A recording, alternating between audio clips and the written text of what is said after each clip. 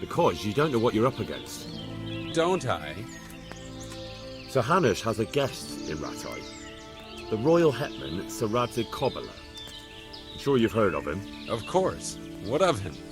Sir Radzig's gathering forces in Radziga to march against the king's enemies. So I'm sure you understand that your family quarrel, or rather your way of settling it, is quite a nuisance to him. Say no more. I heard Radzig was driven out of Skalitz, but I didn't know he was in Radziga. So you'll leave?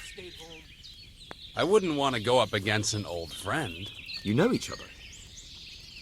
Indeed we do. Give him my regards, won't you?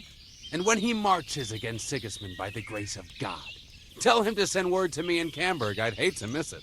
And now go back and tell that Oleshna Viper that we're moving out. But don't let him think he's frightened us off. It's out of respect for Sir Radzig. I'll tell him. You're doing the right thing. Run along, then.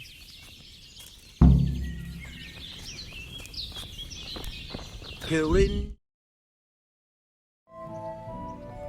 Sir Radzig, I believe you know Sir Wolflin of Camberg. I do. We once had a rather amusing encounter. Such a shame he's turned to robbing and pillaging. How did the mission go, anyway?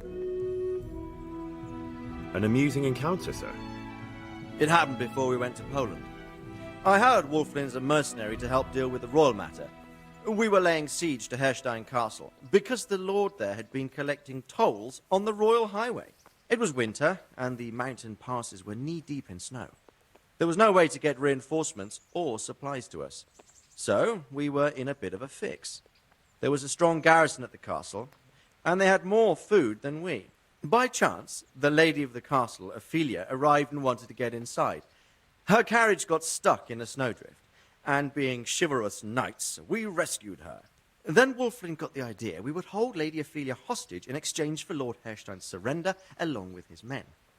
We even promised him we would let her go inside first. But they could easily have broken their promise once the lady was inside and refused to surrender, couldn't they?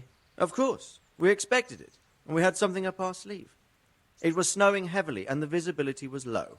So they didn't notice it wasn't Lady Ophelia in the carriage, but Wolflin in disguise. As soon as the gate closed behind the carriage, Lord Herstein came and gloated at us from the battlements. Only in the meantime, Wolflin killed the whole escort and opened a side gate in the walls, where we were waiting. After that, it was all over in minutes. So tell me, what happened with him? Wolflin asked me to give you his regards. And he said if you're going to march against Sigismund, you should let him know. My God, it's a fine state of affairs when even outlaws want to march under my banner. Perhaps it's not such a bad thing, my lord. It's good to know he's still loyal to you after all these years. You're probably right. We parleyed with them and they pulled out. How did Bernard feel about that? I think he was ready to bite Wolflin's head off. He wasn't happy about it. But I told him Sir Hanush wanted the matter solved without bloodshed if possible. I'm glad you did. I'll be going. Goodbye.